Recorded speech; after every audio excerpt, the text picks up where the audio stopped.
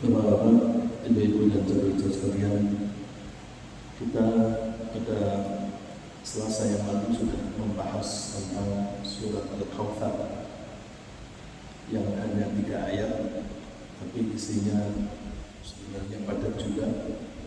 A'udzubillahi minasyaitonirrajim. Bismillahirrahmanirrahim. Inna a'tainakal kautsar fasalli li rabbika wanhar inna syani'aka huwal abtar. Sebab turunnya ayat ini karena Rasulullah dianggap akan punah karena tidak punya anak lelaki. Saat itu putra lelaki beliau namanya Qasim meninggal dunia, lalu dibantah oleh Allah bahwa Rasulullah tidak punah dengan pertimbangan-pertimbangan yang nanti insya Allah kita bahas. Lalu kita banding kandungan yang ada di surat Al-Kautsar dan Al-Ma'un. Inna a'tainaka al-Kautsar. Al-Kautsar menurut Rasulullah adalah telaga dan sungai. Telaga itu disebut Al-Kautsar. Sungai yang mengalir dari telaga itu juga disebut Al-Kautsar. Tapi ada yang menafsirkan bahwa itu di akhirat dan di dunia pun Rasulullah mendapatkan Al-Kautsar, yaitu banyaknya kebaikan, termasuk kebaikan sebagai Rasulullah SAW. Kemudian kita membahas tentang sholat. Allah memerintahkan kita supaya sholat hanya karena Allah. Fasholli li rabbik. Sholatlah hanya karena Tuhanmu. Dan demikian juga ketika kita berkorban, wanhar. Jadi kalimat ini kalau dilengkapkan, fasholli li rabbika wanhar li rabbik. Salatlah kamu karena Tuhanmu dan berkorbanlah karena Tuhanmu. Kita sudah membahas mengenai sholat. Kita usahakan sholat itu betul-betul karena Allah, jangan karena pamer. Kalau karena pamer berarti mendua, di satu sisi karena Allah dan di sisi lain karena orang lain. Mendua itu bahasa Inggrisnya barangkali sharing, membagi. Dalam bahasa Arabnya syirk, menyekutukan. Jadi kita tidak boleh menyekutukan tujuan kepada selain Allah.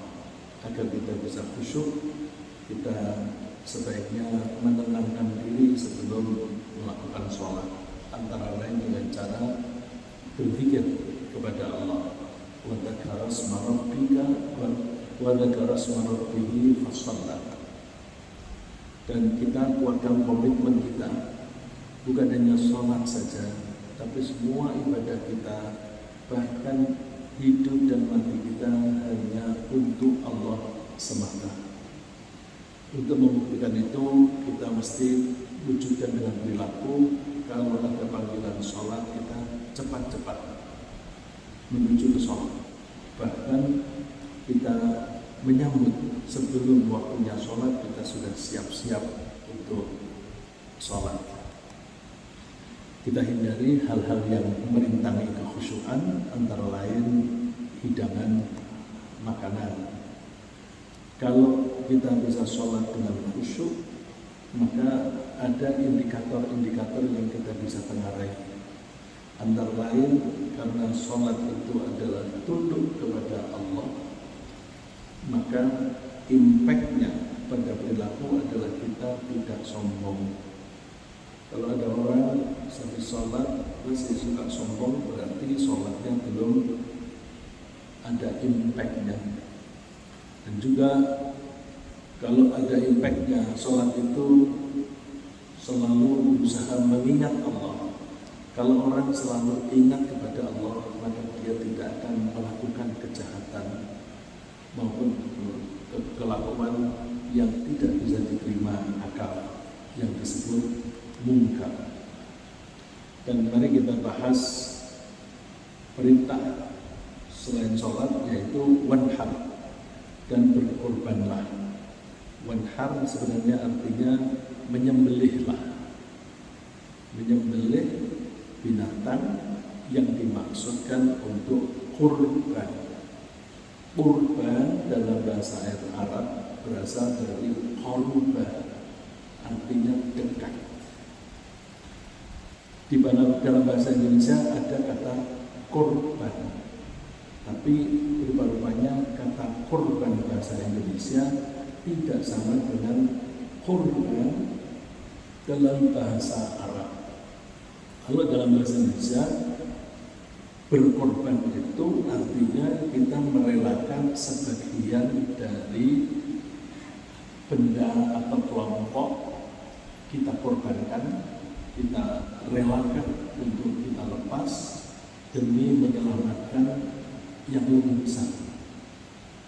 Contohnya misalnya ketika kapal penumpangnya begitu banyak, sehingga jarak antara air dan deknya itu terlalu dekat, sehingga ketika ombaknya besar itu dikhawatirkan air laut bisa masuk ke dalam kapal dan bisa tenggelam. Maka cara menyelamatkannya antara lain adalah mengurangi loadnya, mengurangi bobot benda-benda yang ada di dalam kapal. Yang dikorbankan pertama adalah yang tidak bernyawa. Jadi benda-benda yang berat-berat buang ke laut. Padahal itu benda itu berharga, tidak apa-apa. Itu benda tidak bernyawa, dibuang untuk menyelamatkan penumpang yang ada di kapal. Jadi itu konsep korban dalam bahasa Indonesia. Nanti kalau barang-barang itu sudah dikeluarkan masih juga kurang ringan, maka binatang-binatang dibuang. Kalau masih kurang lagi, maka manusia sebagian harus dikorbankan. Yang pernah terjadi pada Nabi Yunus. Jadi dia dikorbankan demi menyelamatkan yang lain. Dalam konteks negara, kadang-kadang kalau ada 1-2 orang yang dianggap menentang kebijakan pemerintah, maka dianggap dia mengganggu kestabilan politik. Kestabilan politik itu penting, karena tanpa kestabilan politik kita tidak akan bisa membangun ekonomi. Maka daripada negara ini hancur gara-gara 1-2 orang itu, maka 1-2 orang itu saja yang dikorbankan. Cara mengorbankan bisa dengan cara dibunuh, bisa dengan cara dipenjara atau diasingkan. Itu konsep berkorban, mengorbankan sebagian warga demi menyelamatkan warga yang lain. Tapi wanhar ini tidak seperti itu. Menyembelih binatang, apakah kambing, sapi atau unta, dengan tujuan mendekatkan diri kepada Allah. Bagaimana pemahamannya, rasionalisasinya kok bisa dekat? Begini, kita ini hidup butuh makan, minum, dan tempat tinggal dan sebagainya. Oleh karena itu, kita berusaha mencari penghasilan, lalu kita gunakan untuk memenuhi kebutuhan kita. Ketika kita memanfaatkan penghasilan kita untuk makan, minum, untuk tinggal, untuk berkendaraan, kita merasakan nikmatnya. Dengan merasakan nikmatnya, kita memanfaatkan harta, maka pelan-pelan kita menjadi jatuh cinta pada harta. Apalagi kalau orang itu tidak percaya kepada Allah, dia meyakini yang bisa menyelamatkan dia adalah harta. Orang yang semacam ini akan punya kecenderungan menumpuk-numpuk harta sebagai cadangan untuk makan, konsumsi, dan kebutuhan di masa yang akan datang. Jadi konsep mereka ketika mencari harta itu untuk mengamankan kehidupan di masa yang akan datang. Karena kumpulnya harta itu dianggap sebagai prestasi, maka sering orang itu menjadi bangga ketika menjadi kaya. Dan orang lain pun menghormatinya, dianggap orang itu sukses. Maka pelan-pelan orang ini menjadi cinta kepada harta. Saya mohon maaf bahwa saya mengamati manusia bukan hanya di Indonesia, tapi di seluruh dunia sekarang ini kecenderungannya adalah kebergantungan dan kecintaan kepada harta. Padahal namanya cinta, dalam hal ini cinta harta. Orang yang cinta mempunyai kecenderungan untuk taat. Kalau kita para suami mencintai istri, maka suami cenderung menaati istri. Istri minta apa saja dituruti, khawatir kalau istri ini lari. Begitu pula ketika para istri mencintai suami, maka para istri mencintai suami. Jadi cinta itu mendorong kita manusia untuk mendekati yang dicintai. Kalau pria wanita jatuh cinta, maka mereka ingin selalu dekat, bisa tinggal satu rumah. Itu kecenderungan cinta. Kalau seseorang cinta pada harta, dia kecenderungannya ingin selalu bersama harta dan taat kepada harta. Bagaimana taat kepada harta? Harta itu kan tidak ngomong, tidak bisa bicara. Ngetesnya antara lain, kalau sudah tiba waktunya azan, berarti dipanggil oleh Allah. Di satu sisi ada telepon yang menanyakan barang dagangan kita. Ini berarti uang yang memanggil.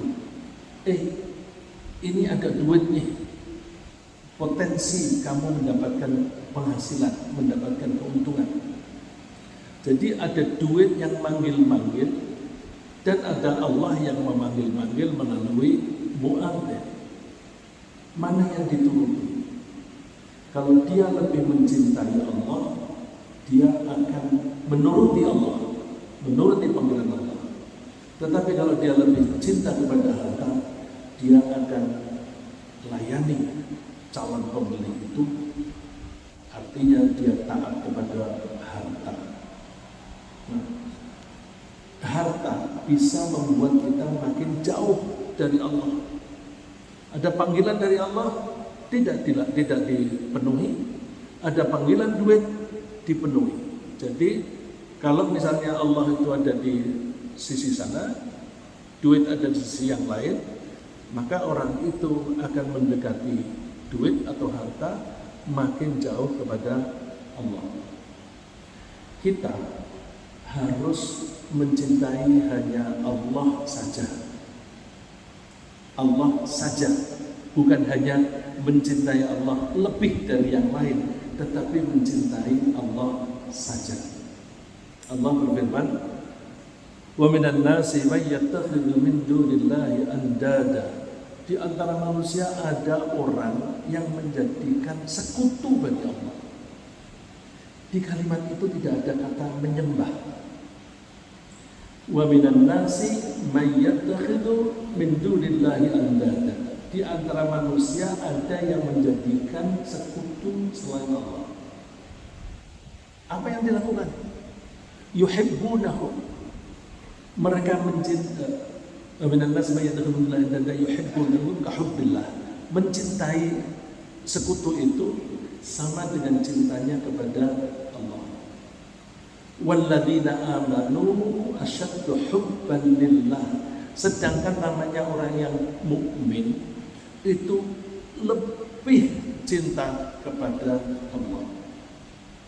Cintanya itulah yang mendorong dia untuk taat kepada Allah, taat secara sukarela. Bandingkan orang bisa taat karena cinta, bisa taat karena takut.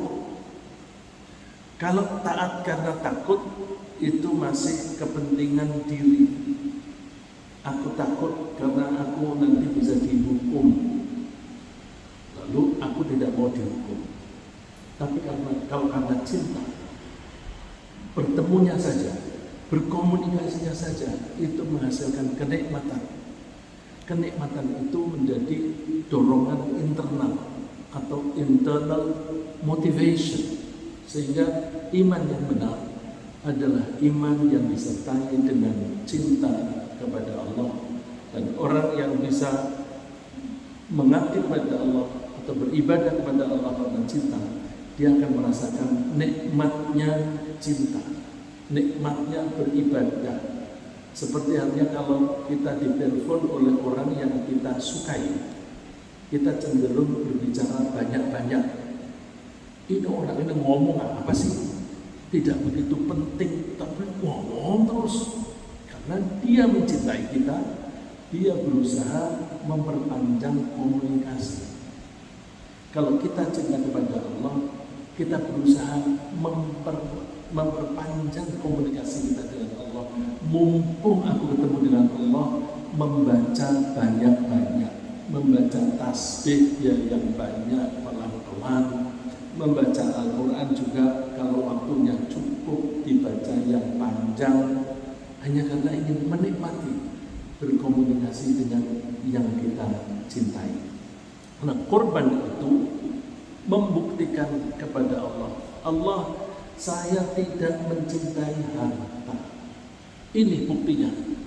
Duitku yang ada ini saya pakai untuk membeli sapi yang harganya mahal. Aku rela melepaskan sebagian dari harta saya agar aku tidak mencintai harta itu. Dengan begitu aku akan menjadi ringan mendekat kepadamu. Aku lebih mencintai Engkau Allah daripada harta.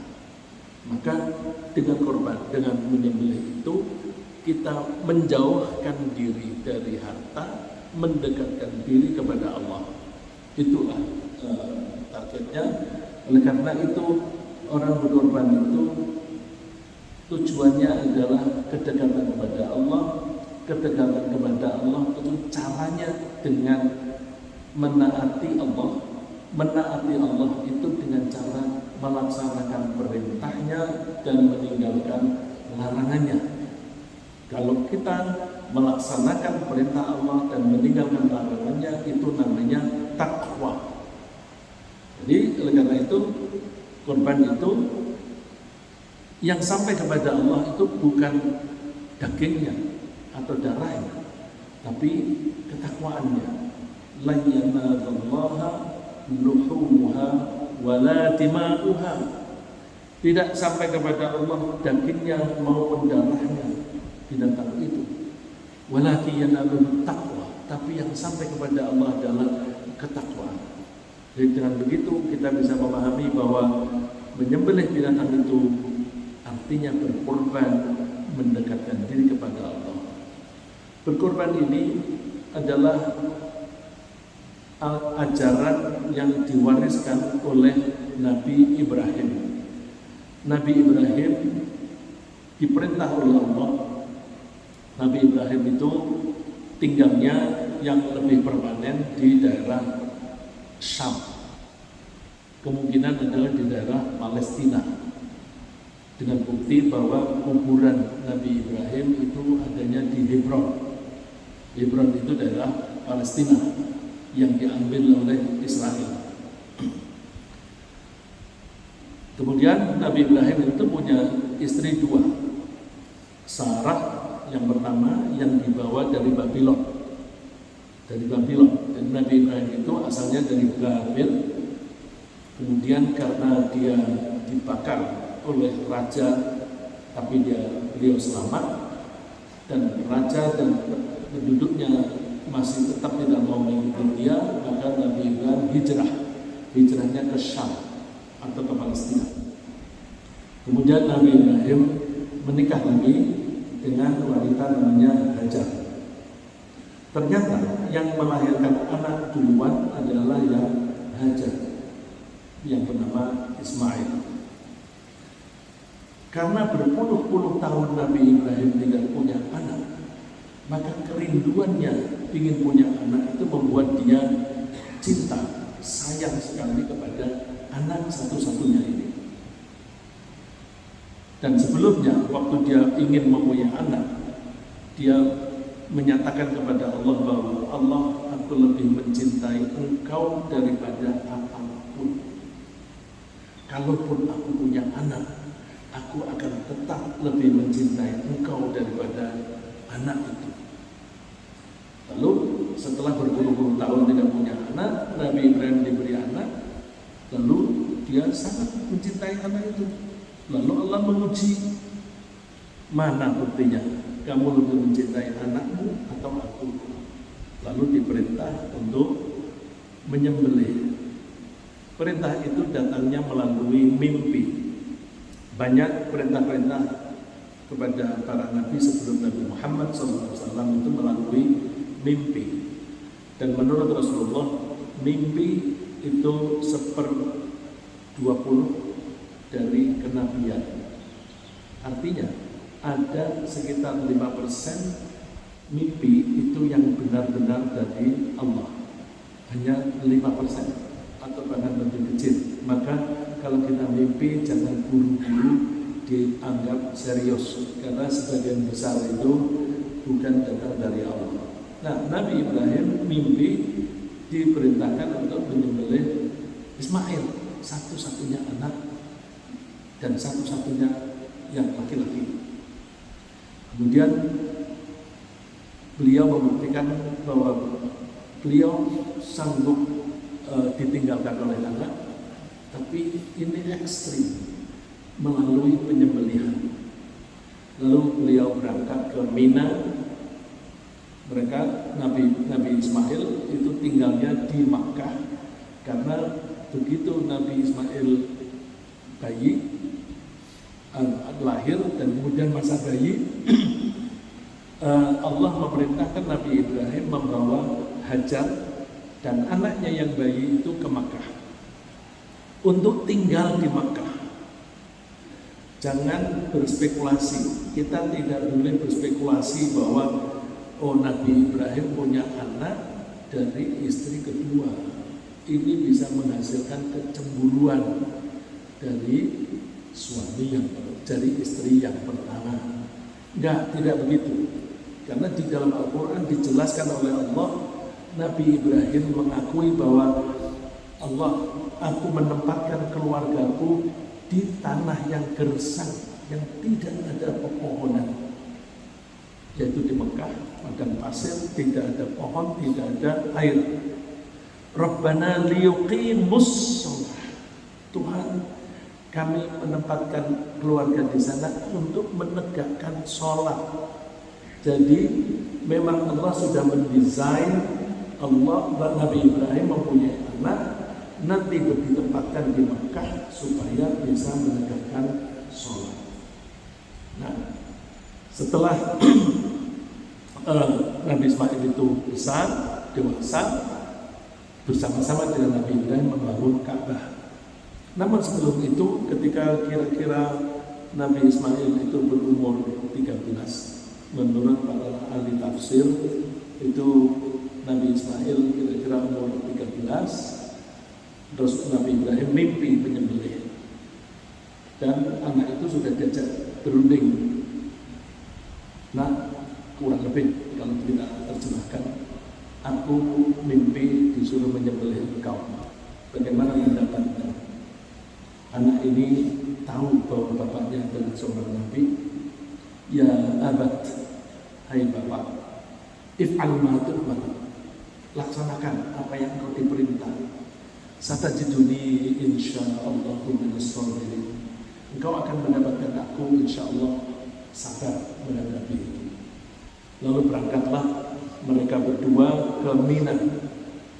Ketika mau menyembelih, setan datang menghalang-halangi dengan rayuan yang masuk akal. Bagaimana kamu menyembelih anak?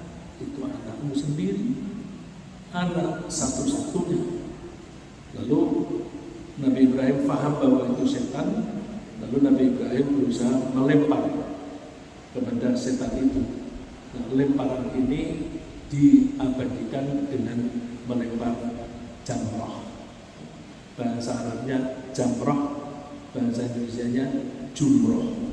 Jadi kalau kita bilang jumroh, oh itu bahasa Indonesia. Tapi kalau bahasa Arab jamrah, jamaknya jamarot. Kalau jumroh dijamakkan menjadi jumurot. Di Al-Quran disebutnya tulisan-tulisan petunjuk itu jamarot. Sampai 3 kali.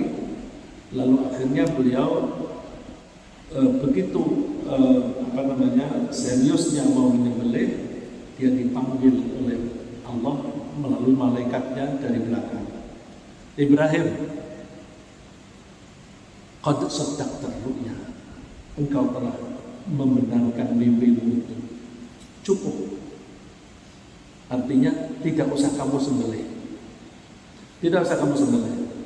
Ini gantinya. Jadi wa fadainahu bidhibhin 'azim, dan kami tebus anak itu dengan seekor sembelihan yang besar.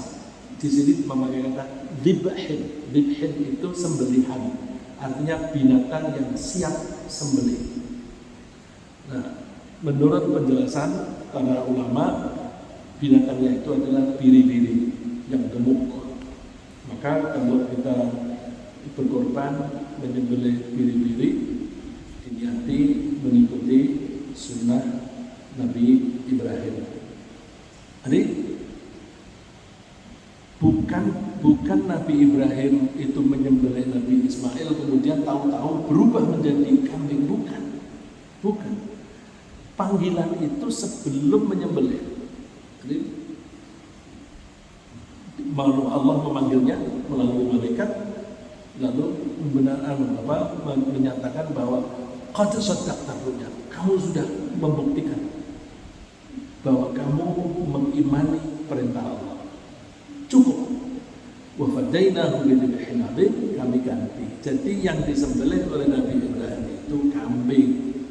Jadi kalau ada orang yang miring kritik bahwa itu tidak normal, masa Nabi menyembelih anaknya sendiri? Tidak, Nabi Ibrahim tidak menyembelih anaknya, tapi menyembelih kambing. Yang mengatakan menyembelih anaknya itu disembelih, dia tidak melihat, tahu-tahu jadi kambing, bukan ya? Jadi ini adalah tradisi itu kita abadikan, dan banyak kegiatan-kegiatan Nabi Ibrahim dan Nabi Ismail itu diabadikan melalui manasik. Manasik itu langkah-langkah atau prosedur untuk melaksanakan haji dan umrah, termasuk menyembelih ini, menyembelih binatang, niatnya berkorban. Nabi Ibrahim menaati perintah itu untuk membuktikan bahwa aku lebih mencintai Engkau Allah daripada anakku. Untuk kita, aku lebih mencintai Engkau Allah daripada hartaku. Saya teruskan. Sembelihan itu Allah tidak butuh darah atau dagingnya. Jadi bukan seperti sesajen disuguhkan kepada Tuhan. Tuhan kok makan? Jadi, kalau sesajen itu diberikan kepada Tuhannya atau dewa-dewanya. Kalau Tuhan makan, kita kalah saingan. Semua akan dihabiskan oleh Allah. Allah tidak butuh. Karena itu, kalau kita menanam padi, buah-buahan hanya untuk kita sendiri, Kalau kita menyembelih binatang juga untuk kita sendiri. Tidak ada konsep sesajen, tidak ada. Sesajen itu bisa digolongkan musyrik. Walakin yanaluhut taqwa minkum, tapi yang mencapai kepada Allah adalah ketakwaan. Itu tadi, kebakti kita kepada Allah. Nah, kalau kita sudah menyembelih binatang untuk kurban, dagingnya siapa yang makan? Beda dengan kalau zakat. Zakat itu kalau kita keluarkan ya sudah untuk orang lain, kita tidak boleh mengambilnya. Tapi kalau kurban, justru kita dianjurkan untuk memakannya. Saya ambil ada dua perintah di sini karena yang satu melengkapi yang lain. Fakulu minha wa at'imul ba'isal faqir. Maka makanlah sebagian daripadanya dan sebagian lagi berikanlah untuk dimakan orang-orang yang sengsara dan fakir. Oh, berarti orang-orang yang lebih sulit kehidupannya daripada kita. Tapi perintah yang satunya lagi, fakulu minha wa at'imul qani'a wal mu'tar. Makanlah sebagian dari sembelihan itu dan berilah makan kepada orang-orang yang rela dengan apa yang ada padanya. Rela yang ada padanya. Qani', bisa menerima apa yang dimiliki. Ini seringkali diterjemahkan sebagai orang yang kaya atau yang berkecukupan. Jadi korban boleh diberikan kepada orang yang berkecukupan, tidak hanya orang fakir miskin saja. Wal mu'tar, dan orang yang meminta-minta. Nah, orang miskin ada yang meminta, ada yang tidak. Orang yang minta diberi, yang tidak meminta tidak diberi. Mana prioritasnya? Diprioritaskan kepada yang meminta atau yang tidak meminta? Kalau kita melihat ayat yang lain, maka prioritasnya adalah orang-orang yang tidak minta-minta, yang bisa menerima keadaan mereka meskipun mereka dalam keadaan fakir. Oleh karena itu, panitia atau ketika kita bersedekah, tidak usah menunggu orang minta. Kita yang survei, kita yang survei siapa yang layak menerima sedekah, menerima zakat, menerima daging korban. Jadi proaktif kita. Bukan lalu terus pasif menunggu orang datang untuk meminta-minta. Hukumnya apa korban itu? Ada perbedaan pendapat. Imam Hanafi menganggap bahwa berkorban itu wajib kalau orang itu memiliki kelebihan. Dalilnya, man kana lahu sa'atun wa lam yudhhi fala yaqrabanna musallana. Ini hadis riwayat Ibnu Majah dari Abu Hurairah. Man kana lahu sa'ah, siapa yang mempunyai kelapangan harta. Sa'ah yang belajar bahasa Arab dari kata wasi'ah. Wasi'an yasa'un. Ketika menjadi masdar wawunya hilang. Sa'ah. Siapa yang memiliki kelebihan atau kelonggaran, walam yudhhi, dan dia tidak menyembelih untuk berkorban, fala yaqrabanna musallana, hendaklah dia tidak mendekati tempat sholat kita. Musalla jangan diterjemahkan sebagai bangunan yang lebih kecil daripada masjid. Musalla itu pokoknya tempat untuk sholat, baik itu yang kita sebut musalla atau masjid atau langgar atau surau, tempat sholat itu. Jangan mendekat. Nah, ini mazhab Hanafi menganggap bahwa menyembelih kurban itu wajib. Buktinya kalau tidak menyembelih, dia nggak boleh dekat-dekat dengan masjid. Tapi ada pendapat lain. Mayoritas ulama berpendapat hukumnya sunnah muakkadah. Ada hadis lain lagi yang Rasulullah mengatakan, "Thalathun hunna 'alayya fara'id wa hunna lakum tatawwu'." Ada 3 yang bagi saya itu fardu, wajib. Wa hunna lakum tatawwu, tetapi 3 itu kalau untuk kalian sunnah. Jadi jelas, untuk saya wajib, untuk kalian sunnah. Apa itu? Al-watr atau al-witr, sholat witir. Sholat witir itu untuk Rasulullah wajib. Nah, kalau kita baca sholat al-muzammil, ya ayyuhal muzammil qumil laila illa qalila, itu addresnya kepada Nabi Muhammad.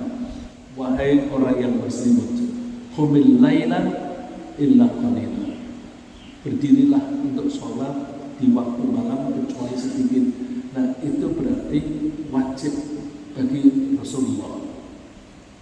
Untuk umatnya hukumnya sunnah muakkadah. Satu dalilnya ini. Yang kedua, di surat Muzammil tadi yang saya sebutkan tadi kan ayat pertama. Ayat pertama khusus untuk Rasulullah SAW, sedangkan ayat terakhir itu untuk umatnya. Di situ disebutkan di antara kalian ada yang sakit, di antara kalian ada yang sedang bepergian dan sebagainya, ada yang sedang bekerja, maka bisa tidak usah sholat malam, diganti faqra'u ma tayassara minal Qur'an, diganti dengan membaca Al-Qur'an. Jadi dalilnya jelas, witir untuk Rasulullah wajib, tapi untuk umatnya sunnah. Wan nahru, dan menyembelih binatang untuk kurban, ini juga sunnah lakum untuk kalian. Wa sholatul duha, dan demikian juga sholat duha. Jadi menurut hadis ini ada yang berbeda di antara Rasulullah dan umatnya dalam hal wajib dan sunnah. Ada sebenarnya amal yang oleh Rasulullah itu boleh, tapi umatnya tidak boleh. Apa itu? Menyambung puasa 2 hari, namanya wisol. Puasa hari Senin, terus malamnya tidak makan, tidak minum, diteruskan sampai hari Selasa. Selasa maghrib baru berbuka. Puasa 2 hari, itu namanya wisol. Itu pernah Rasulullah menegur para sahabat, kenapa kalian melakukan wisol? Lalu mereka menjawab, kami melihat engkau melakukan itu Rasulullah. Rasulullah menjawab, oh, aku beda dengan kamu, ya, aku berbeda dengan kamu. Jadi berarti untuk wisol Rasulullah boleh melakukan itu, sedangkan umatnya tidak boleh. Saya teruskan, kurban itu untuk satu orang atau untuk keluarga. Belakangan kan banyak promosi atau penjelasan bahwa untuk satu keluarga saja, karena di zaman Rasulullah ada kana ar-rajulu fi 'ahdi Nabi sallallahu alaihi wasallam yudahhi bisyati an wa an ahli baitihi fayakuluna wa yat'amuna thumma tabaha an-nas fasara kama tara. Ada seseorang di waktu zaman Rasulullah masih hidup, itu menyembelih satu kambing untuk dirinya sendiri dan juga untuk keluarganya. Lalu mereka makan bersama, dan karena ada praktek semacam itu, maka semua pada senang melihat kejadian itu. Artinya ringan bebannya, beban kewajiban mereka atau perintah untuk berkorban itu dirasakan lebih ringan. Rasulullah sendiri bahkan berkorban untuk umatnya. Dhaha Rasulullah SAW bikabshaini aqranaini amlahaini ahadihima anhu wa an ahli baitihi wal akhar anhu wa amman lam yudhi min ummatihi. Rasulullah SAW pernah menyembelih 2 kambing biri-biri. Kabsh itu kambing biri-biri. Akran itu dari kata korno itu tanduk, yang dua-duanya bertanduk dan dua-duanya gemuk, dagingnya banyak. Yang satu untuk Rasulullah sendiri dan keluarganya, dan yang satu lagi untuk beliau sendiri dan umatnya yang tidak sempat berkorban. Jadi kalau kita korban, bisa kita niyati ini korban untukku dan keluarga, untuk Rasulullah, untukku dan umatku yang tidak sempat berkorban. Jadi bisa satu untuk orang banyak. Saya teruskan dengan ayat terakhir, inna syani'aka wal abtar. Mungkin kita akan jawab pertanyaan jawab. Ini waktunya juga tinggal 10 menit. Boleh. Ada beberapa pertanyaan juga dari